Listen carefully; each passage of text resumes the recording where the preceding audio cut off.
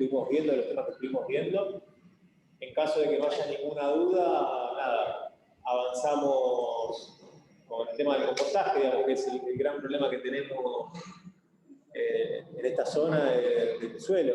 Siempre falta el suelo, no es de buena calidad. Bueno, nada, hoy vamos a ver cómo podemos mejorar lo que tenemos y aumentarlo, porque también de eso se trata. Y por otro lado, y te doy el pie decir, es qué pasa que cuando hacemos el compost, ¿qué estamos haciendo?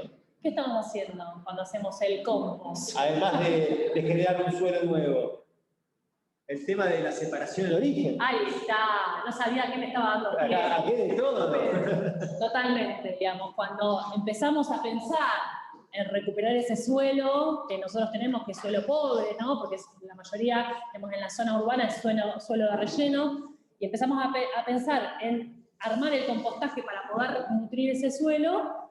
Inevitablemente lo que empezamos a hacer en casa es separación en origen, ¿no? Separamos el material reciclable que se puede recuperar por un lado para separar también la materia orgánica que sí se puede descomponer y reutilizar para generar abono, ¿no? Abono, exacto. Bueno. Así que, digamos, ahí también dejamos abierta, digamos, una puertita ahí para que en un futuro hagamos una charla, un taller sobre separación de residuos, ¿no? Que es un tema tan necesario. Ustedes piensen que con el tema de la separación de los productos orgánicos, más o menos estamos achicando entre un 40 y un 50% lo que nosotros sacamos, o sea, lo que son nuestros residuos. No es poca cosa. No es poca cosa, aparte cuando a mí me odian los dueños de los viveros, algo medio personal, porque yo siempre les digo a la gente de que es una estafa cuando ustedes van y compran tierra fértil. Tierra abonada te cobran un paquete de 20 decímetros cúbicos, 200 pesos, 250 pesos.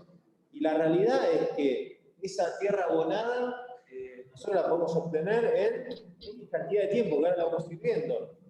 Y de muy buena calidad. Entonces, nada, la idea es que hoy aprendamos a hacer el compost y las distintas vertientes o las distintas variedades de lo que es el lombricompuesto, con el tema del guano del conejo y demás. Para arrancar, y si no, o sea, ya entramos de lleno con el tema del compost, ¿hay alguna duda, alguna consulta acerca de lo que estuvimos viendo de preparados caseros, de algo que hayan hecho, arrancado con su huerta, que hayan tenido algún problema o que nos quieran consultar algo? Es un buen momento. Pueden escribirlo ahí en el chat. O lo pueden poner, sí. O claro, pueden desmutearse y preguntarlo.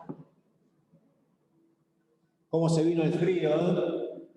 Se vino el frío y con eso vamos a tener que prestar mucha atención en qué horario vamos a regar nuestras plantas también. Bueno, veo que como no hay ninguna duda... Alejandro, ¿no se desmuteó? Alejandro Torrico. ¿Quería decir algo? ¿Quería contar algo?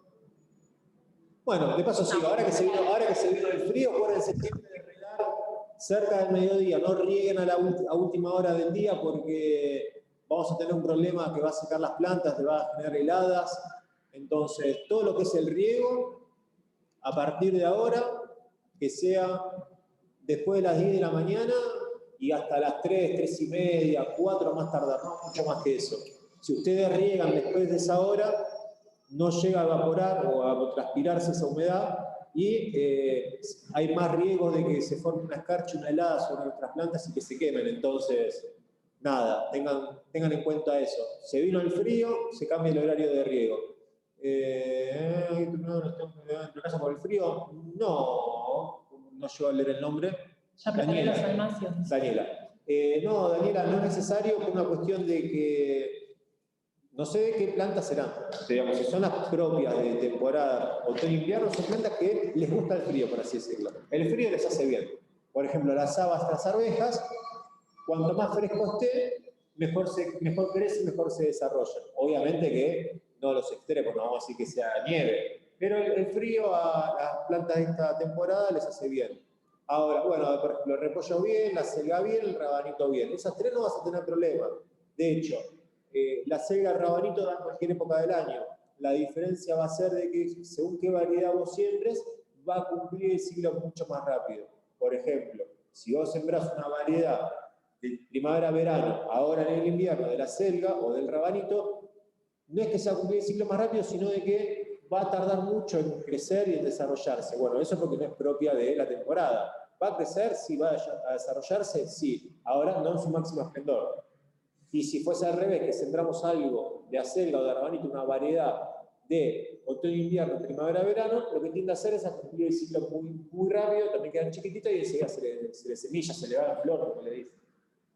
Así que no con esas no vas a tener problemas. Si veniste a retirar el kit acá al ideal, son de temporada primavera-verano, entonces no vas a tener ninguna dificultad. Y bueno, y me parece que entramos al tema de compost de una, porque la única duda, la única consulta, así que nada, vamos a hablar un poco del compost. El compost no es ni más ni menos que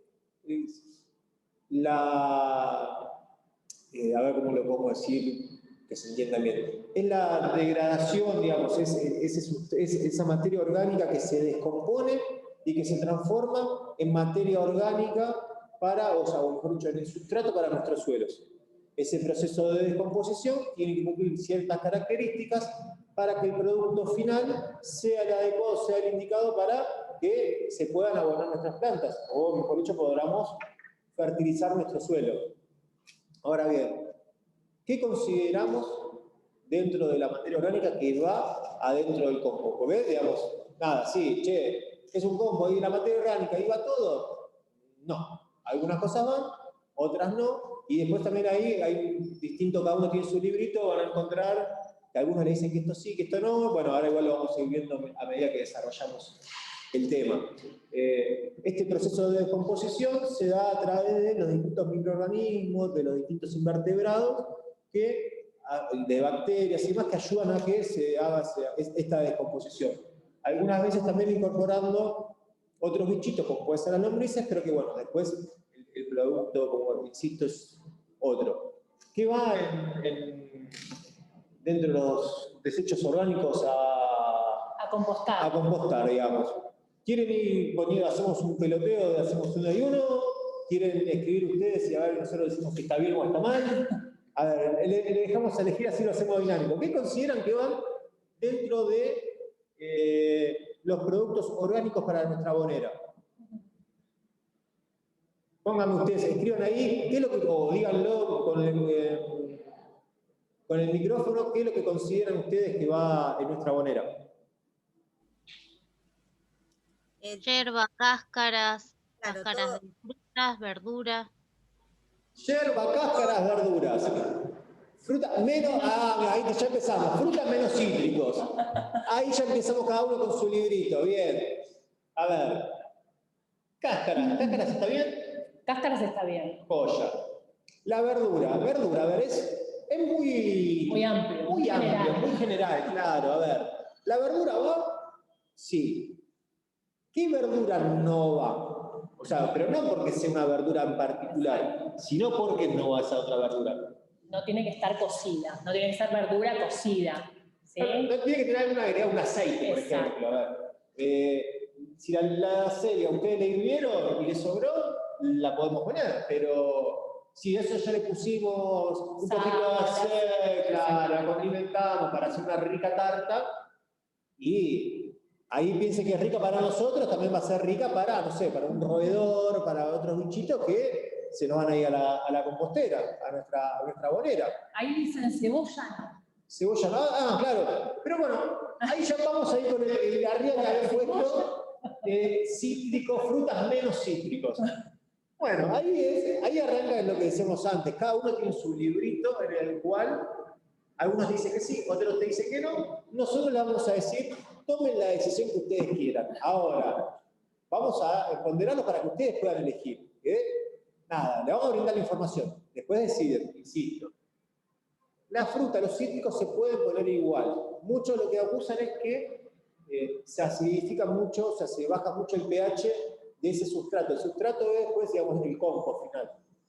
En realidad, ese no es el problema de los cítricos, de poner la cáscara de cítricos o un resto de una naranja, de un limón. A ver, a menos que vivamos tomando exprimidos y que sean kilos y kilos de fruta, que no creo que sea el caso, nosotros podemos ponerla. ¿Cuál es el problema cuando ponemos la fruta? Que todo lo que es la pulpa atrae a los distintos bichitos. De vuelta puede atraer ratas, o sea, lo que son roedores, mosquitas, las hormigas también van. Entonces, ese es el problema de cuando nosotros ponemos fruta. Ahora, ¿qué pasaría si esa fruta nosotros, en lugar de ponerla en las afueras, en la periferia de nuestra compostera, la ponemos en el centro? Y la tapamos con hoja, la tapamos con todo. Ya el roedor y todo no va a ir a escarbar, no va a hacerse la vida tan complicada, entonces podemos poner la fruta que dicen no va. A mí me gustaría aclarar esto, ¿no? El compostaje no es ni más ni menos que todo el ciclo de la vida, ¿no? La vida nace, crece, muere y se degrada, ¿sí? Es circular. Y el compostaje nos muestra eso, nos conecta con eso, digamos, con el ciclo, con el círculo de la vida. En la naturaleza todo se degrada, porque de hecho los microorganismos y los invertebrados que viven en el suelo tienen esa función, degradar todo lo que es la materia orgánica para dejar sueltos los distintos elementos, ¿sí? Que van a formar luego parte de la estructura de cada planta, ¿no? De cada cultivo. O sea, claramente nosotros tenemos que tener recaudos porque estamos haciendo un compostaje controlado en nuestro hogar. No es lo mismo, digamos, que la materia se degrada en la naturaleza, digamos, en el campo, ¿no? O en un terreno grande, que tenerlo controlado en una compostera en casa. Por eso tenemos que tener como recaudo de qué es lo que ponemos y qué es lo que no. Pero en realidad todo ese material se composta, porque es parte del ciclo de la naturaleza misma, ¿no? Siempre pensemos en esto, la agroecología lo que hace es imitar el ciclo de la naturaleza.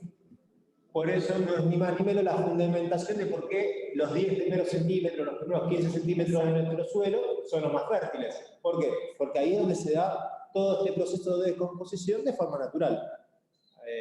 Pero bueno, está muy buena la acotación y también acaba de decir algo que no nos dimos cuenta, y es que el compost se puede hacer tanto en el suelo directo como en recipientes. Se puede hacer de las dos formas. No hay excusas para poder compostar, digamos. Si hay voluntad, no hay excusas. ¿Por qué? Ustedes lo pueden hacer en tachitos de pintura.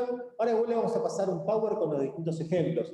Pero lo pueden hacer en tachitos de pintura, lo pueden hacer directamente en pila, directamente, digamos, a campo, por así decirlo, en el suelo. Y de las dos formas vamos a conseguir nuestro compost. La diferencia va a ser en la cantidad. No es lo mismo hacerlo en un tacho de 20 que hacerlo en una pila que tiene, no sé, 50, 60, 70 decímetros cúbicos. Ahí está la gran diferencia. Pero bueno, volviendo al tema del compost en sí, que va y que no va, porque nos quedó colgada la pregunta de la cebolla. Cebolla no, cebolla sí. En realidad la cebolla se puede ponerlo más bien. De vuelta insisto con esto. Muchos no lo quieren poner porque dicen de que acidifica, que baja mucho el pH de ese compost y que no permite que todos los microorganismos se puedan desarrollar y bla, bla, bla, bla, bla, bla. Bueno, no, obviamente. Un poco de cebolla o cáscara de cebolla, no va a haber ningún problema, no va a pasar nada. Quédense tranquilos que, nada, igual si no lo quieren hacer, no lo hagan. Pero bueno, ese es el tema, el pH de nuestro compost, lo que varía. Bueno, ¿qué otras cosas más pueden ser? Dijimos cáscaras. Cáscara de todo, sí, puede ser la cáscara de la papa, que de hecho después van a ver que salen las plantas de papas como si nada, del compost una planta de papa. Puede ser el resto de tomates, pues salen los tomates también del compost. ¿Carne puedo compostar? ¿Carne puede compostar? ¿Qué opina el resto? ¿Qué opina? ¿Puede ser la carne? Sí, no, sí, no. Ahí Damián hace así con la cabeza. No, Damián lo está de la negativa, va por la negativa. Mi voto no es positivo, diría. Mejor no lo nombremos.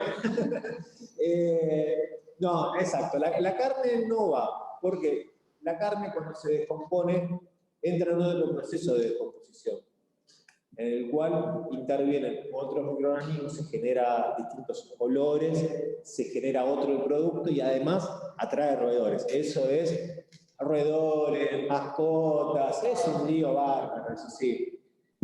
Es por eso que muchas veces hay gente que dice, ¿y el hueso va? Y el hueso primero que va a tardar mucho en descomponerse. Primero que dice, para el calcio, la harina de hueso. Una cosa es la harina de hueso y otra vez poner un hueso y esperar que se descomponga. Es año luz.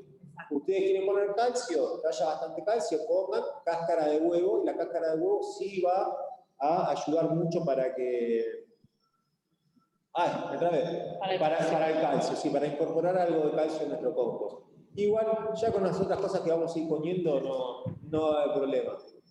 Generalmente surgen las dudas también en el papel, sí, el cartón. Bueno, vamos a sacar, a desmitificar, ¿es que se dice? Exacto. Hay unas cosas, vamos a sacar algunos mitos. ¿El papel puede ir? Sí, obviamente que el papel es mejor que se lo den al reciclador, porque a él le conviene venderlo y le tiene una mano a un trabajador o una trabajadora. Ahora, che, queda un poquito de papel, ¿lo podemos poner? Sí, lo podemos poner. ¿Servilletas usadas? No. Pero me quedó el papel del saquito del té y yo no me di cuenta y cayó adentro. Bueno, se descompone.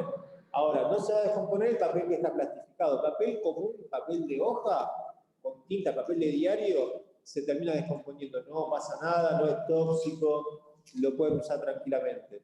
¿El cartón se puede poner? Sí, se puede poner, pero de vuelta, insisto, che, mejor se lo damos al reciclador, separamos en origen, se lo damos al reciclador y le va a sacar un mejor provecho que nosotros ahí.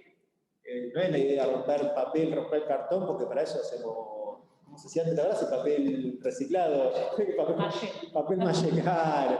No, la idea es que es un buen sustrato. Bueno, madera, la madera va, la madera no. O sea, che, podamos, quedaron las hojas, quedaron las ramitas. Tengo que sacar el tronco. No, a ver, vos lo podés poner el tronco, podés poner las ramitas donde quedan esos tronquitos chiquititos. ¿Cuál va a ser el problema? Va a tardar mucho en descomponerse. Exacto, lo que le está diciendo sí. ¿Por qué? Acerrín, dicen acerrín, preguntan. Claro, acerrín, sí, se puede poner acerrín. Lo que pasa es que, a ver, el acerrín, todas las que son las maderas, tienen que actuar los hongos. ¿Por qué? Porque si comen la lignina, ¿vieron cuando un hongo ataca una madera? Que generalmente queda igual nosotros a la vista, decimos, uy, che, qué buena madera, debe estar buena, y había tenido hongos. ¿Cuál es el problema? Sacan la lignina, que es lo que le da la rigidez a la madera, y cuando nosotros la tocamos se hace esponjosa, y después se termina rompiendo toda. Bueno, piensen que para que suceda eso, cuando ponemos un tronco en nuestro compost, primero tiene que actuar en un hongo que se coma, por así decirlo, la lignina, que extraiga la lignina, rompe la estructura de esa madera y recién después se empieza a descomponer. Entonces capaz que nosotros, de hecho, van a ver que ponemos ramitas de una poda y cuando sacamos el compost, esas ramitas después las volvemos a incorporar y recién después desaparecen mágicamente, por así decirlo. ¿Hay una forma eficiente para la descomposición de la madera? Nada, eso es lo que le decimos, hay que dejar que actúen los hongos, los distintos tipos de hongos, que lo que hacen es consumir la lignina de la madera. Mete un mate ahí para aflojar y seguimos. Cuando en el caso de la acerrín es mucho más fácil de que esos hongos actúen, porque está más desmenuzado. Que también viene bien esa pregunta, porque para poder acelerar el proceso de descomposición, siempre nos conviene que lo que nosotros incorporamos en la medida que pueda, o sea, en la medida que ustedes puedan, que nosotros podamos, es romperlo y dejarlo en una estructura mucho más chica. ¿Por qué? Una cuestión físico-química es, a los pedazos, al estar más rotos, o sea, al ser más chicos, la superficie de contacto aumenta considerablemente. A ver, por ejemplo, no sé, yo tengo el celular, todo que es el celular, digamos. La superficie de contacto en la que pueden actuar los microorganismos es la pantalla, la parte de abajo, la de los costados y demás. Ahora, ¿qué pasaría si yo el celular lo parto a la mitad? Tendríamos la misma parte a los costados y todo, pero además le ganamos una cara más. Esta parte más esta parte del otro lado. Entonces, al haber mayor superficie de contacto en exposición, actúan mucho mejor los microorganismos, por ende, se acelera el proceso de descomposición. Es solamente por eso. Así que otra manera eficiente, digamos, de descomponer la madera sería trozándola y incorporándola al compost. Pero acuérdense de que necesita que el hongo actúe, que se coma la lignina, entonces se va a demorar un poquito más. Tema de plásticos. ¿Pasa algo si ponemos plásticos? Es pregunta si alguien quiere. No, plástico no, me dice Daniela, no. Plástico no. ¿Qué pasa si cae en pedazo de plástico? No se va a degradar. No se va a degradar, de hecho, pasa y es muy gracioso cuando, no sé, hay un compañero que tenía la nena y que jugaba ahí, un día perdió un juguete. ¿Y dónde estaba? Un muñeco era. ¿Dónde estaba? Que no, que lo perdí, que se lo llevaron, que esto, que lo otro, cuando cosecharon el compost. Acá estaba tu muñeco. 4 meses después, 4 meses de el misterio de qué pasó con el muñeco. A ver, cayó en el compost, se descompuso todo, pero no se juguete. No le pasó nada al juguete, no le pasa nada al compost, no se descompone simplemente por eso. Por eso también tenemos que entender cuando utilizamos las bolsitas que vamos a comprar, que, che, ¿por qué no? Por más que sean biodegradables y todo, tardan mucho en descomponerse. Entonces, tratemos de evitar esas cosas. Plástico no, papeles plastificados no, carne no. Popó de animales. ¿De qué animales? Ay, está popo. Qué buena pregunta. ¿Cuáles opinan que van y cuáles no? Caca, chicos. Caca de... Claro. ¿De qué animales? La bosta. La bosta de gallina, sí. ¿De perro gato? No, perfecto. De conejo, sí. El guano del conejo, perfecto. A ver. Y ahí también me dan pie a, también vamos a sacar algunos mitos. Cuando utilizamos el guano del conejo, al igual que a veces la cama de gallina, si solamente aplicamos eso, es muy ácido. Entonces, che, le ponemos cama de gallina, el guano del conejo. Ojo, que si ponen kilos y kilos de eso, el pH de ese compost es muy ácido. Es como la pinocha y demás. Todo de las aves, ¿no? Porque exacto. Tienen cloaca, digamos, si defecan y hacen pis. Hacen el pis, claro. El pis, el orín y la caca, todo viene para el mismo lado. Entonces, se utiliza, esa cama queda en el acerrín que nosotros incorporamos y por eso es tan ácido ese pH. Y no es el ideal. Ahora, a nada es un montón. De perro, de conejo, o sea, disculpen, de perro, de gatos, no. De hecho, tienen que tener cuidado porque transmiten un montón de enfermedades. La mononucleosis me parece que es la del gato, ¿no? Si mal no recuerdo. Toxoplasmosis. Toxoplasmosis, ahí está. Me acuerdo que tuvo mi abuela. Por eso cuando decimos que van a trabajar a la huerta, usen guantes, si se cortan, tengan cuidado con la tierra para no enfermarse, no tener nada. Porque aparte, a ver, hay que ver qué tipo de alimentación tuvo y demás. De caballo y de vaca, sí. De caballo y de vaca, excelente para nuestro compost. Porque comen pasto. Comen pasto, claro. Hay carbono ahí. Ahora, todos los excesos son malos. A ver, ¿qué pasa si nosotros ponemos en el compost mucha bosta de caballo, mucha bosta de vaca? Contiene mucho, consulta, si los perros y gatos se alimentan con alimentación natural, ¿hay diferencia? Pero pasa que, perdón, pero digo, la alimentación de los perros y los gatos, digamos, una alimentación carnívora, por más que nosotros le demos, no come vegetales los perros y los gatos, digamos, ¿no es cierto? Entonces, digamos, ya estamos incorporando otros componentes a ese compost. Que vuelvo a repetir, estamos pensando en un compost controlado. Nosotros no es que, o sea, la materia siempre se degrada en estado natural. Ahora, nosotros estamos artificialmente degradando o acelerando o manejando el proceso de degradación de la materia orgánica para utilizar para nuestra huerta. Entonces tenemos que tener como esa metodología controlada, digamos, sí. No podemos ponerle cualquier cosa. Sabias palabras las de decir, no arrastro la respuesta, así que joya. Y bueno, nada, le estaba contando justo lo de vaca y caballo, bueno, ¿por qué los excesos son malos? Ustedes piensen que todo eso comen la vaca, el caballo come pasto, comen alfalfa, bueno, son todas pasto, por así decirlo, son todas plantitas. Y la bosta tiene mucho nitrógeno. Entonces, todos los excesos son malos. Si nosotros ponemos mucha bosta, va a empezar a generar un olor muy feo. ¿Por qué? Porque el nitrógeno que tiene esa bosta no se llega, los agentes descomponedores no lo llegan a consumir, o sea, los microorganismos que están en el compost no lo llegan a consumir, y ese nitrógeno se empieza a descomponer de otra forma y genera un olor nauseabundo, que es el nitrógeno que está dentro de lo que es el amonio y demás. Se genera ese olor feo, nauseabundo, que es, uy, qué baranda que hay. Claro, es por el nitrógeno que los agentes descomponedores no lo llegan a utilizar y se descompone en forma de amonio, digamos.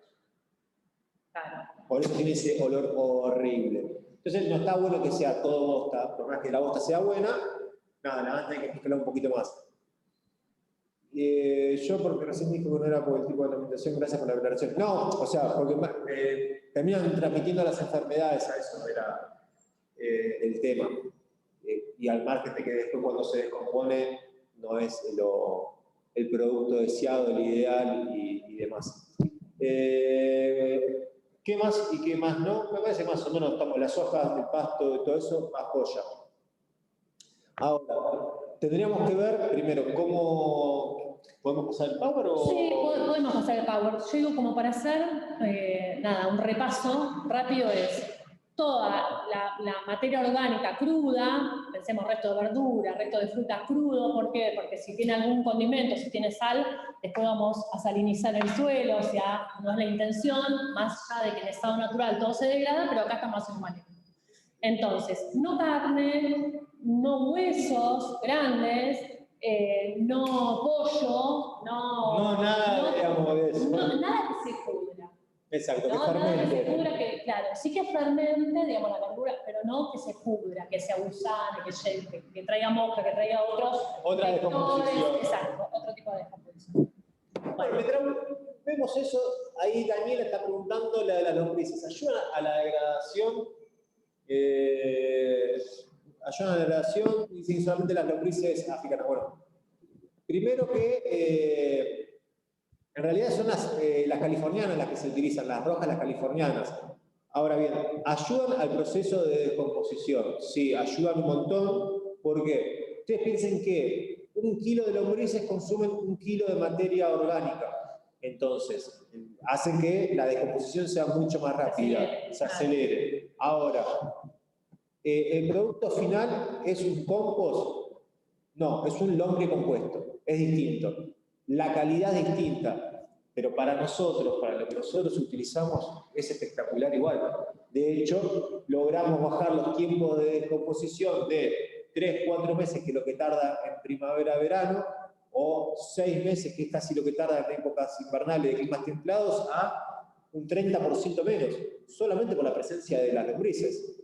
Las lombrices van a consumir toda la materia orgánica. Ahora, también tienen un tope, a ver, si en verano las lombrices, mucha temperatura les hace mal, entonces evaden y se van de nuestra compostera. Si nosotros la tuviésemos en tachos, directamente ustedes la van a ver que sobresale para arriba. Porque ahora después tenemos que ver cómo es el proceso ya de por sí de la descomposición, qué es lo que sucede. ¿Vieron la frase de nada se pierde todo, se transforma? Bueno, se transforman esos residuos orgánicos. No sé si están viendo la pantalla ustedes. ¿El power? Sí. Joya. Bueno, ahí está el dato que daba Fede al comienzo, que de la bolsa de residuos que nosotros sacamos de nuestra casa, el 50% son residuos, más del 50% en realidad, son residuos orgánicos. ¿No? Sí, lo que pasa es que algunos se pueden utilizar en el compost y otros no. Pero miren todo lo que reducimos si nosotros tomamos el hábito de empezar a hacer el compostaje. ¿Cuánto más si reciclamos encima? Sí. Bueno, ¿dónde podemos compostar? Bueno, ahí ya empiezan a dar distintos ejemplos. ¿Vieron lo que decíamos? ¿Pueden hacerlo en pozo? Sí, muchos lo hacen en pozo, entierran todo. El problema de hacerlo en pozo es que después tenemos que agarrar la pala y cavar y ver. Entonces, lo ideal no es hacerlo en pozos en estos climas de acá, de vuelta, en esta región. En pozos sirve en otros lugares, capaz que sirve más en el norte hacerlo en pozos, pero ¿por qué? Por un tema de humedad. Entonces, para llevar el compost ahora vamos a ir viendo, por nosotros estuvimos hablando muy por arriba y ahora vamos a entrar en detalle, a ver cuáles son los detalles que tenemos que tener en cuenta a la hora de preparar nuestro compost. Abajo, por ejemplo, tienen ahí una pila hecha con los baldes de 20 litros de pintura o de helado o algo de eso. Eso sirve mucho para el nivel hogareño. Ustedes piensen que no tenemos espacio, bueno, aprovechamos, lo pintamos, lo ponemos lindo y lo podemos utilizar. Se pueden apilar de 3, 4 pilas, o sea, 3, 4 baldes también. Y háganme acordar que les diga qué es de bueno, qué tiene de bueno ese formato de tacho. Te iba justo a preguntar eso para que nos digas qué va en cada uno. Qué va en cada cosa. Sigo avanzando y sigo avanzando, bueno, ahí ya tenemos una pila, por ejemplo, un compost hecho en suelo. Y en pila, ¿no? En pila, claro. La típica compostera, digamos. A ver, ¿qué tiene de malo esa compostera en esa foto que nos sacaron tan linda? Está todo al aire. ¿Cómo? Está todo al aire. Exacto, que está todo al aire. Eso, lo ideal es después poner una capa de pasto seco, de hoja seca. No podemos dejarlo así como está, porque van a traer, hay mucha humedad y van a venir las moscas, pájaros a picotear y bueno, nada. Entonces, che, ¿qué quedamos? La compostera, una compostera bien hecha, hay dos personas en sala. Ah, mira. La compostera bien hecha nunca le va a generar olor, no le va a traer bichos, no nada. O sea, ustedes tienen la compostera ahí y ni cuenta se van a dar. Ahí estamos. Y lo ideal, y nada, yo por la experiencia, por mi experiencia, es a medida que le vamos utilizando materia orgánica, cortadita, la iglesia, ¿no? Pero el domingo.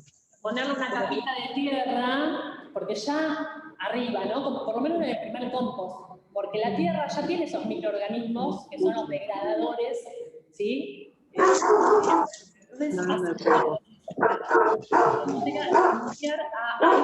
Nati, perdone, que está abierto el micrófono, ahí está. Perfecto. Bueno, avanzamos. Avanzamos un poco más. Bueno, mayor interacción que hay entre, a ver, los lombrices, bolitas, los caracoles, los escarabajos, etc. El cómo se encuentra en contacto con los microorganismos del suelo. Bueno, esas son las ventajas si nosotros lo hacemos en la tierra directamente. Pero en el caso de que nosotros lo hagamos en balde, esos microorganismos los vamos a incorporar poniéndole un poco de tierra. Ahora después la vamos a ver. Les voy a contar la verdad. Íbamos a utilizar otro Power que tiene otras imágenes y demás, que ni lo usamos, pero no lo podemos abrir en la computadora. Tiene otro formato, no sé qué pasó, puede fallar, y lamentablemente falló y bueno. Había plan B. Ahí tenemos un plan B y bueno, dijimos, para que vean algo, tenemos este. Pero es por eso. Entonces, el orden medio que me saca de contexto un poco, pero bueno, todo lo podemos ir piloteando. Para que vean que nosotros no le vendemos uno. Que realmente sabemos, podemos no tener uno, y podemos ir explicándoselo a medida que lo vamos viendo. Bueno, eso sí lo hacen directamente en tacho. Yo acá voy a hacer una objeción a esa imagen igual. Sí. Fede, a ver si vos me acompañás. Este tacho es un tacho de pintura y no está Yo completamente... voy a compartir tu objeción, la voy a bancar porque mi compañera es mejor que yo siempre, entonces le voy a decir que está perfecto lo que está diciendo y de última... Después lo hablamos en casa. No, esto, digamos, ¿no? Este es un tacho, o sea, se usan los tachos de pintura claramente, pero siempre bien higienizados, bien lavados. Pensemos que nosotros vamos a hacer ese compost para utilizar en nuestras huertas, ¿no? Digamos, muchos cultivos tienen la capacidad de bioacumular en su tejido todos los elementos que, digamos, tiene a su alrededor. Y si ahí hay restos de pintura y tiene algún componente que es tóxico, puede que nuestro cultivo lo bioacumule en su tejido y después nosotros lo terminamos incorporando cuando lo consumimos. Entonces, nada, mi objeción es que siempre los tachos tienen que estar como bien higiénicos, ¿no? Bien lavados. Es verdad eso. Piense que todos pueden llegar a matar los microorganismos. Bueno, ahí me parece que vamos a entrar a algo más puntual, y ya de paso, ya que aprovechamos, que es una compostera hecha directamente en un recipiente. En este caso utilizan los tachos de pintura. Voy a entrar más de lleno en lo que es el compost, aprovecho, porque tiene agujeros, ¿no? Para un muy buen compost, o mejor dicho, para que se forme el compost, se tiene que tener en cuenta el pH, que nosotros no nos vamos a medir, porque la realidad es que nos necesitan tener un pHímetro, la humedad y el oxígeno. La temperatura viene sola después. Entonces, sí o sí, lo que vamos a tener que tener siempre es que haya una buena aireación. Por eso es que ahí le hacen agujeros a los tachos. ¿Para qué? Para poder oxigenar nuestro compost, porque cada tanto tenemos que pasarle un fierrito o algo para que se generen los poros. ¿Por qué? Porque el compost, en este caso, esta descomposición es una descomposición aeróbica. ¿Qué pasa cuando no hay aire, no hay porosidad? la descomposición, o sea, no hay oxígeno, la descomposición pasa a ser anaeróbica, y la descomposición anaeróbica genera ese olor nauseabundo, ese olor a podrido, ¿vieron ese olor feo de descomposición? Bueno, es porque le está faltando aire, le está faltando oxígeno. Entonces, de lo que yo dije que no íbamos a entrar porque no lo vamos a medir, el pH empieza a ser más ácido, cada vez hay más ausencia de oxígeno, genera ese olor nauseabundo. ¿Cómo lo solucionamos? Haciéndole agujeritos en los tachos, o sea, agujeritos a los costados, y cada tanto pasándole una varillita, algo. Antes yo decía una aguja de tejer, ahora cada vez se usa menos, pero bueno, con una aguja de tejer, su golazo es el diámetro ideal, lo van pasando y lo que hacen es generar de vuelta la porosidad, entra oxígeno y hace que la descomposición siga siendo aeróbica. Por otro lado, el tema de la humedad. Si no hay humedad en el compost, o sea, si el compost cada tanto ustedes no lo riegan, no va a llegar a levantar nunca la temperatura necesaria, y de los 3-4 meses que necesitan en verano o de los 6 meses en climas templados, se extienden mucho más. Porque es necesaria la humedad para que empiecen a interactuar bien los microorganismos y para que se eleve la temperatura en ese compost y actúen aún más los microorganismos, porque el compost tiene distintas etapas. Una etapa, digamos, mesófila, una etapa termófila y una etapa después de maduración. Que ahora seguramente va a venir algún gráfico que las juego porque en algún lado tienen que estar. Ahora bien, cuando nosotros utilizamos el compost en tachos, vamos a tener algo que se llama lixiviado, un producto que se llama lixiviado. ¿Podemos subir un toquecito para arriba? Obvio. Ah, para arriba. Para arriba nomás. Ahí está. Ahí está. ¿Vieron que en ese tacho, en el último, hay una canilla? Bueno, esa canilla nos sirve a nosotros para aprovechar lo que se llama el lixiviado. El lixiviado es todo el líquido que el compost va generando, porque, a ver, genera como una transpiración, para decirlo así de una forma ordinaria, genera como una transpiración en la cual es muy rica en nutrientes. Ese lixiviado, ustedes, si lo hacen en la tierra, queda en la tierra. Ahora, si ustedes ese lixiviado, el compost lo hacen en tachos, lo pueden aprovechar después como fertilizante. Ese lixiviado es rico en todos los nutrientes. De hecho, es tan rico que hay que hacer. Diluirlo. Ahí lo dice, ¿no? 1 litro mira, de estaba ahí. lixiviado. No lo veía. Yo tengo acá un trípode y no me permite ver qué dice la pantalla. Pensemos que esto es una sopa química, ¿no? Hay un de todo. Digamos, en ese lixiviado también hay un montón de nutrientes concentradas. Entonces, en 1 litro de lixiviado lo disolvemos en 10 litros de agua y lo podemos utilizar para el riego. No puro, digamos, porque nada, es un concentrado y termina quemando a la planta. Es un exceso de nutrientes. Claro, ¿se acuerdan? Es lo que decimos siempre. Hay un rango en el cual poco no sirve de nada, un rango óptimo y mucho es malo. La dosis hace el veneno, ¿no? Se dice. Exacto. Así que de esa forma vamos a tener el lixiviado, el famoso lixiviado. Bueno, ¿qué se puede compostar? Es lo que estuvimos hablando recién. Exacto. Así que no había problema. Acá en este caso, que dice cáscaras de nueces, almendras y maní, es verdad. Tardan mucho más. Tardan mucho más en descomponerse. Porque es sin madera. Pero... Claro. Son más bien productos como leñosos. Exacto. Bueno, ahí hay cosas que mañana ya sé que... Pero bueno, por las dudas, si a alguno se les ocurre ponerlo. El lácteo pasa lo mismo, los lácteos después se descomponen de otra forma y genera... Intervienen otros bichitos ahí. Intervienen otros microorganismos y que... Nada. El tamaño del compost. Bueno, y si el óptimo es entre los 2 y 5 centímetros, para que tenga una buena superficie puesta, a ver, eso es lo que nosotros hablábamos recién de que los conviene hacerlo cortarlo, o sea, hacerlo chiquititos. Mientras más chiquito sea, la superficie de contacto es mayor, por ende se degrada mucho más rápido.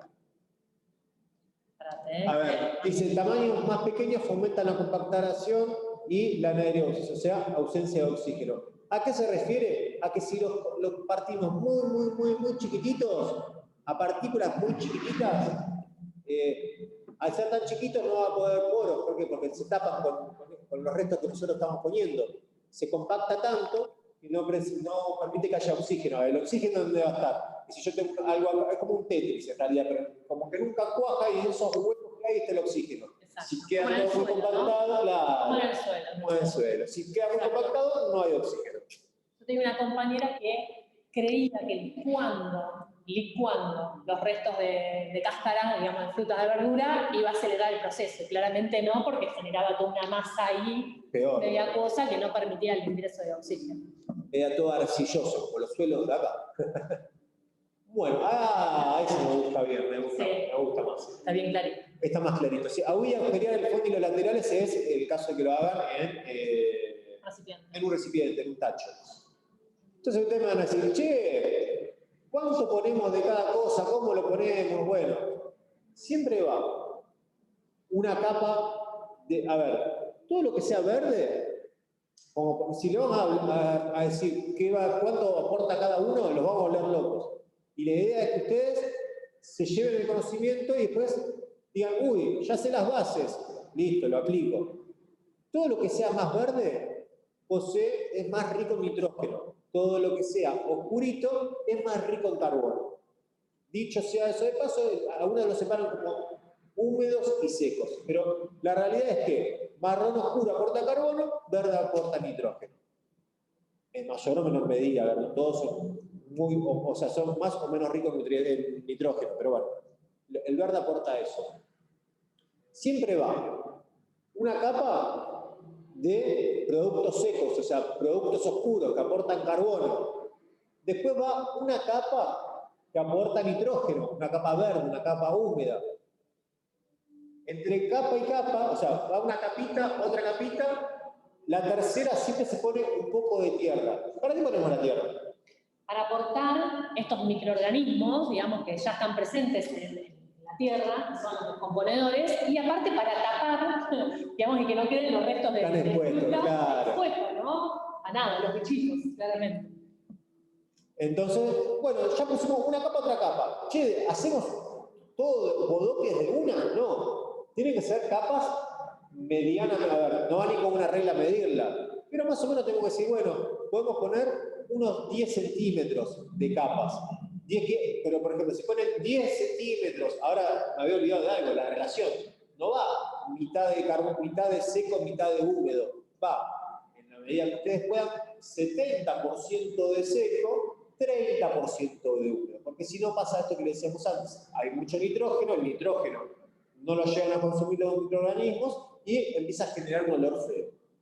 Entonces, 70% de seco, 30% de húmedo, o sea, van 10 centímetros de producto seco, ponen más o menos unos 4 centímetros de húmedo y después un poquito de tierra. Repiten de vuelta, 10 centímetros, 10 centímetros de seco, 3, 4 centímetros de húmedo, tierra, y así sucesivamente. Si ustedes le quieren agregar las lombrices, joya, se va a acelerar el proceso de descomposición. Ahora bien, ¿dónde estaba el secreto? Lo que recién le decía Silvi. Si ustedes lo van a hacer en pila afuera, la parte periférica siempre tiene que ser seco, producto seco. Hojas, pasto, lo que ustedes quieran, pero siempre seco, o sea, siempre carbono. ¿Por qué? Van a evitar de que se vengan los bichitos. Ahí lo decía. Bueno, ahí justo lo dice. La capa de pasto y de hojas nos ayuda a alejar a los insectos como moscas y mosquitas. La capa de tierra, o mejor compost, nos aportan los microorganismos que aceleran el proceso de compostaje. Y la base es para que el lixiviado pueda percolar, por así decirlo. ¿Ven que no le mentimos? Están en el Power. Lo que pasa es que no llevamos el mismo hilo. Bueno, ¿Esto es importante? Esto no es tan importante, pero lo podemos comentar, de que, digamos, los agentes descomponedores se dividen en primarios, secundarios y terciarios. A ver, los terciarios son todos los bichitos, el bicho bolita, aranita, 100 pies, hormiga, que muchos de esos bichitos no los queremos en la huerta, pero tiene una función. Claro, pero en el compost son amigos, en la huerta son enemigos, acá son aliados. ¿Qué es lo que hacen estos bichitos? Descomponen la materia orgánica en pedazos mucho más chiquititos. Entonces, nos hacen el favor de achicar el tamaño. Después entran, digamos, y a su vez, unos son alimentos del otro. A ver, entre los bichitos se alimentan entre sí, a uno al otro. Así que, nada. Después, bueno, vienen los secundarios, que son un poquito más chicos que los terciarios, y después están los que son los microorganismos, que bueno, ahí hay justo un microscopio, adrede, igual que bacterias y organismos unicelulares, que nosotros no los protozoos y demás, bueno, no viene al caso. A eso, digamos, nos enseña a entender que cada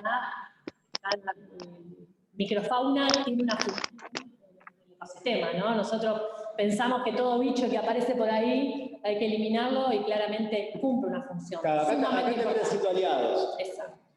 Bueno, hay un ejemplo de, bueno, el lixiviado, de lo que hablábamos antes. La compostera debe estar en un lugar sombreado, eso permite que no existan temperaturas muy elevadas que matan a los microorganismos. Bueno, ¿qué pasa? A mayor temperatura, los microorganismos laburan en un rango de pH y de temperatura. Si la temperatura es muy elevada, los primeros microorganismos, los que están a temperaturas más bajas, no aparecen y por ende esa materia orgánica no se achica. Entonces, es algo malo. Igual, espero, y si no está, les explico rápido con un gráfico que en algún lado voy a encontrar, el proceso de descomposición y vemos un tema de temperatura. Y está bueno ahí porque habla del grado de humedad que tiene que tener el compost, ¿no? Ni, digamos, muy encharcado, claramente, ni seco, sino un grado de humedad donde... adecuada, exacto, claro. Podamos meter el dedito, sentir que está húmedo, pero que no moja. ¿Qué pasa si está muy húmedo? De vuelta, la descomposición pasa a ser anaeróbica, genera un olor nauseabundo.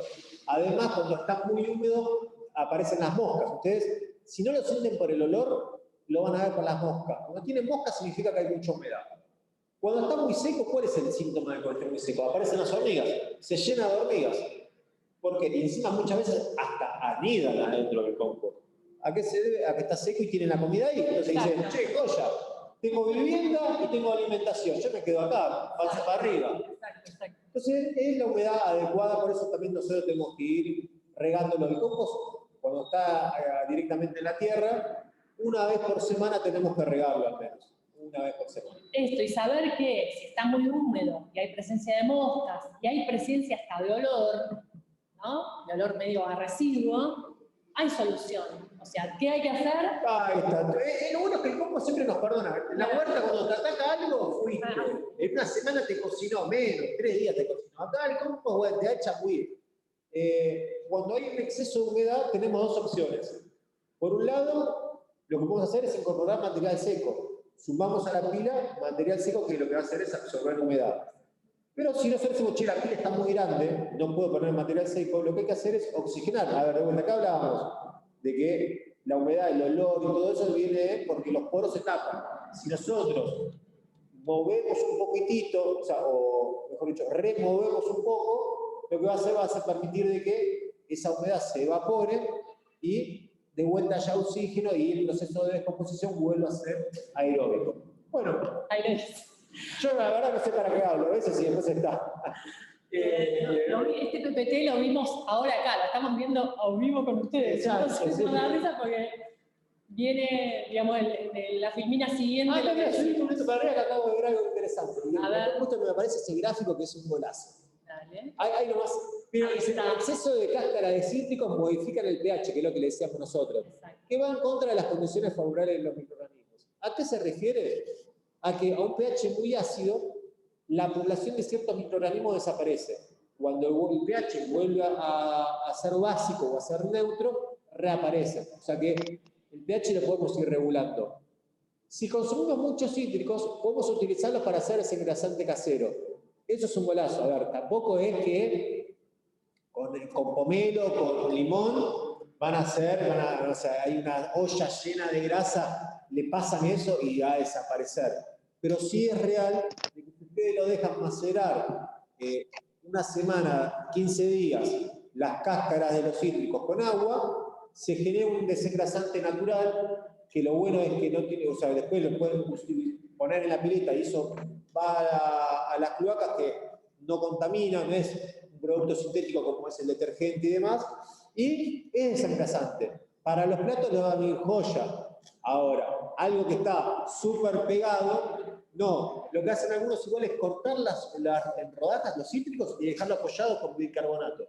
Y eso sí sirve. Nada, un tip que no tiene nada que ver, no viene con la huerta, no viene con el compost, pero aprovecho y lo digo. Si alguno tiene algún otro tip, tírelo que siempre ayuda. Acá hay mosquitos. ¿Y este gráfico que te gustó? Este gráfico, ahí está, exacto. Porque ahí habla de lo que es la temperatura. Porque, ¿qué pasa? Nada se pierde, todo se transforma, dice el dicho. ¿Y qué pasa acá cuando los productos orgánicos que nosotros ponemos en la compostera, por qué después terminan en un sustrato? ¿Y qué más? ¿Qué pasa en ese proceso de descomposición? Bueno, en verdad no son 2 a 5 días, tarda un poquito más. Y la parte termofílica también es un poquito más. Pero bueno, lo perdonamos a quien hizo el diseño del gráfico, porque cada uno, insisto, con su librito. Pero bueno, la idea de contarles es que al principio nosotros vamos a ir arrojando toda la materia orgánica. Después de un par de días, unos cuantos días yo le diría, la pila esa del compost está a temperatura ambiente. Por ejemplo, hoy estaría a 10 grados, 12 grados y 15 grados, no sé cuánto termina haciendo, y a la mañana hacía 6, 7 grados hacía. El momento va a estar a la temperatura ambiente del momento. Después de 10 días más o menos, no 5 como dice ahí, pero igual está bueno porque dice 5 días, pues dice a partir de una semana. Después de los 10 días más o menos, la temperatura, a ver, como se empieza a descomponer, empiezan a actuar los bichitos, se empieza a generar energía. ¿Energía qué es? Es calor. Entonces empieza a elevarse la temperatura del compost. A medida que empieza a elevarse la temperatura del compost, empiezan a actuar otros microorganismos que empiezan a comerse a esa materia orgánica que está ahí, que es en proceso de descomposición. Aumenta la temperatura hasta llegar a unos 60-65 grados. Ahí está bien. A unos 60-65 grados, que es en el momento en el que se está descomponiendo todo. De hecho, ustedes en invierno, si vieron la pila del compost, van a ver que humea. Humea, y dicen, uy, qué loco esto. Y bueno, ¿qué pasa? Es el calor. De hecho, si ustedes meten la mano en el compost, van a sentir que está caliente. Eso significa que se está descomponiendo, que se está produciendo la materia orgánica. La materia orgánica no, que se está produciendo el sustrato, disculpen. La materia orgánica ya estaba. Se está produciendo el sustrato, se está produciendo el compost. Bueno, ahí empiezan, en la etapa termofílica, empiezan a actuar otros microorganismos que son los que terminan descomponiendo y generando el compost que nosotros queremos. Pero la primera etapa, la mesofílica, es necesaria ¿para qué? Para que empiecen a achicarse las partículas, o sea, el tamaño de la materia orgánica, y le va preparando el campo para que empiecen a actuar las otras bacterias, los otros microorganismos. Bueno, el proceso de temperatura elevada son más o menos 4 semanas, 5 semanas en las que va a estar al palo. Mucha temperatura, o sea, mínimo va a estar en 50, máximo 65, 70 grados, tampoco que se va a subir mucho más. Y después empieza a bajar y empieza una etapa de maduración. La etapa de maduración es, una vez que actuaron todos los microorganismos en la etapa termofílica, disculpen, empiezan, ya se achicó todo, ya se descompuso todo, y le dejó como la mesa servida para que los otros bichitos terminen de descomponer, que es la etapa como de maduración, en el cual el compost empieza a tener cada vez una temperatura menor, es muy progresivo, y que después de otras 4, 5, 6 semanas, ese compost ya está, obviamente, en temperatura, estamos hablando de temperaturas de verano. Porque la realidad es que el verano ayuda, la temperatura ayuda a que este proceso se haga mucho más rápido. Ahí recién ya terminó como de madurar, y es cuando nosotros, cuando abrimos el compost, no distinguimos qué era. Si era resto de cáscara de huevo, si era una cáscara de naranja, si era una lechuga, o si era una hoja que nosotros habíamos puesto. Eso se da en la etapa como de maduración, y que bueno, ahí le dice como etapa mesofílica. Mesofílica, sí, exacto. Y ahí ya es como, ya no se empieza a distinguir. Algunos, lo que es la etapa de maduración o de madurez, es ya cuando ya está hecho, liquidado, y bueno, y puede que algún bichito termine de comer algo más. Que es cuando se terminan de cumplir los 3, 4 meses en verano del proceso de descomposición del compost. Pero bueno, nada, piensen eso. Si ustedes no ven que levanta temperatura, significa que ese compost no se está haciendo. Es la mejor forma de, che, ¿se estará formando el compost? Bueno, si no le toca, si no hay temperatura, no se está generando. ¿Y qué puede ser que no genere temperatura? Que le falte agua, por ejemplo. Entonces ahí lo riegan un poquitito y ven cómo arranca el proceso o no. Pero acá un poco lo que explicabas, ¿no? La relación del nitrógeno y del carbono. La relación, sí. Siempre es 30-1 más o menos. Bueno, ahí más o menos es cuánto tienen de carbono por partes de nitrógeno. Van a ver que, si ven la parte de la bosta, que yo lo que les decía es estiércol, van a ver que, miren, 5-1, que es bastante importante, cuando en realidad tiene que ser mínimo un 30-1. Y esperen que le quería contar algo, me olvidé que era lo que le quería decir cuando vi el gráfico anterior. A ver. ¿Qué pasa si nosotros removemos el compost? Lo que hacemos, ¿por qué decimos que hay que remover, pero no hay que revolver el compost cuando hay olor o algo de eso? Porque si nosotros revolvemos, lo que hacemos es cortar el proceso de descomposición, bajar la temperatura a 0 a temperatura ambiente, y después tiene que arrancar de vuelta el proceso de descomposición, y golpe y porrazo no es que le va a durar 4 meses, 5 meses el proceso de descomposición. Termina tardando 8 meses, 9 meses. ¿Por qué? Porque se cortó la temperatura y el proceso se va deteniendo. Bueno, ahí eso es lo que más o menos la relación carbono-nitrógeno, como para tener una idea. Y creo que la última, no hay ninguna otra más. Es la última. Igual estamos ahí medio, no saqué ya, estamos medio sobre la horita. Si quieren, se lo podemos pasar Sí, se lo podemos pasar por mail para que lo tengan, para que tengan esa info. Bueno, son los termos eléctricos quemados. Para aprovechar para hacer el compost, sí. No se revuelve, se debería solamente con los palillos. Entonces, sí, porque si vos lo revolvés, lo que haces es bajarle la temperatura al compost. Entonces, empieza a subir la temperatura, vos se la cortás. Entonces nunca se genera esa descomposición como correspondería, digamos. Ahí está. Me quedan un montón de temas por hablar. ¿Qué es la hora? Es la hora. No, yo les iba a comentar lo de la presencialidad, ¿no? Digamos, esta era el último encuentro. Bueno, pueden mandar mail reclamando, queremos un encuentro más, y ahí tenemos uno más. Yo no lo puedo pedir yo, pídanselo ustedes. Queremos otro encuentro. Ahora, si no me bancan más, digan, no manden nada y listo. No, y la idea es después organizar y coordinar dentro de esta situación que estamos pasando, ¿no? El poder, tenemos otro encuentro, dice Guadalupe, el poder hacer la práctica, ¿no? A mí siempre me gusta repetir una frase de Confucio que dice, lo escuché y lo olvidé, lo vi y lo entendí, lo hice y lo aprendí, ¿no? El proceso de incorporación del conocimiento es en el hacerlo, mediante la práctica. Te digo, todo eso que nosotros fuimos viendo, claramente lo vamos a internalizar más cuando podamos meter la mano en la tierra y empezar a ser parte de ese proceso, ¿no?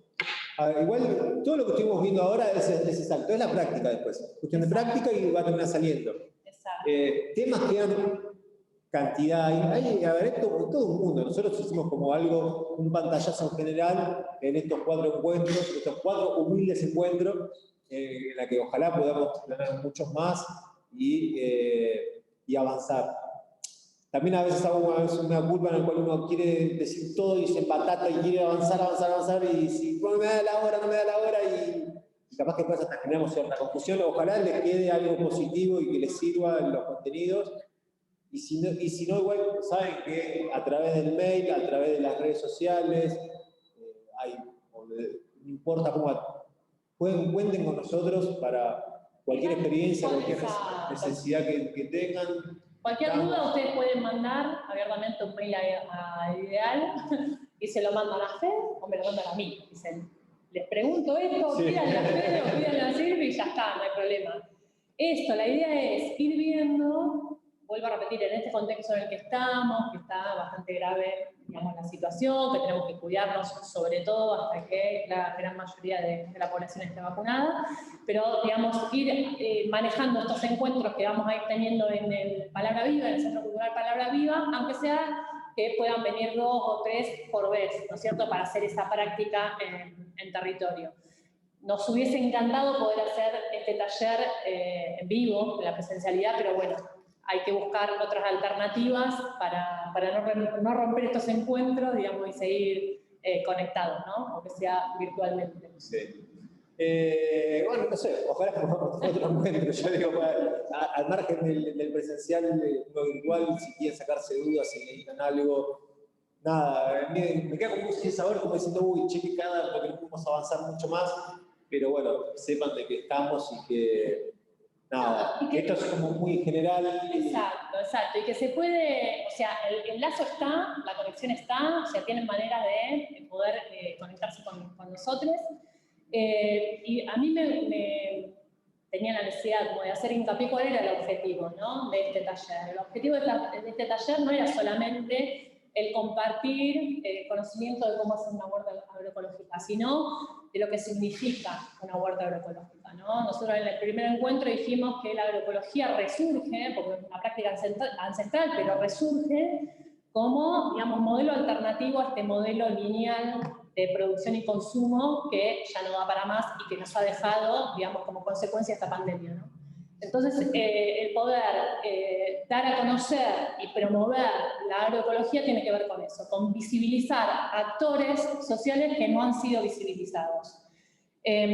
Nosotros sabemos que hay un modelo de producción convencional tradicional que produce en los grandes latifundios soja para exportación. Y tenemos un modelo alternativo agroecológico de agricultura familiar que produce el 80% de los alimentos que llegan a nuestra mesa con muy poquitos recursos. Hay por ahí unos datos de Jairo Restrepo, que es un referente a nivel mundial de la agroecología, que dice que la agricultura convencional utiliza el 75% de los recursos, ¿sí?, naturales, esto es suelo, agua, nutrientes, para producir menos del 30% de los alimentos. Esto es en el mundo, mientras que la agricultura familiar produce el 80% de los alimentos con un 25% de los recursos, suelo, agua, y que encima la agricultura familiar que produce nuestros alimentos no es dueña de la tierra, alquila la tierra, ¿sí? Y en base a eso me quería tomar 2 minutos, y los prometo que son 2 minutos, para leerles un recorte. Y una cosa, ya le das ese recorte, es que les quería contar de que, además de todo esto, sepan de que nosotros estamos haciendo seguridad y soberanía alimentaria. Exacto. Ustedes piensen de que van a hacer, o sea, estos alimentos, ustedes van a poder replicarlo, van a poder tener las semillas y hacen cumplir el ciclo de la planta, y son de ustedes. Nadie le va a venir a reclamar una regalía por el producto, no van a depender de nadie para poder acceder, no van a depender ni del Estado, ni de un vecino, ni del privado, de nadie. Y es alimento sano. Es alimento sano. Es salud. Es salud y es de ustedes, entonces nada. A mí siempre va por ese lado, decir, che, bueno, nosotros tenemos la posibilidad de hacerlo, si lo hacemos, nadie nos va a reclamar. Entonces, somos soberanos, seamos soberanos. Eso es. Leo el recortecito, está bueno escucharlo, Fede, porque tiene muchos datos, lo encontré hace muy poco. No tengo acá el autor, mala mía, hice la copia del texto en un mensajito en el celu para poder leérselos, pero después también me comprometo a pasarles el link de ese archivo.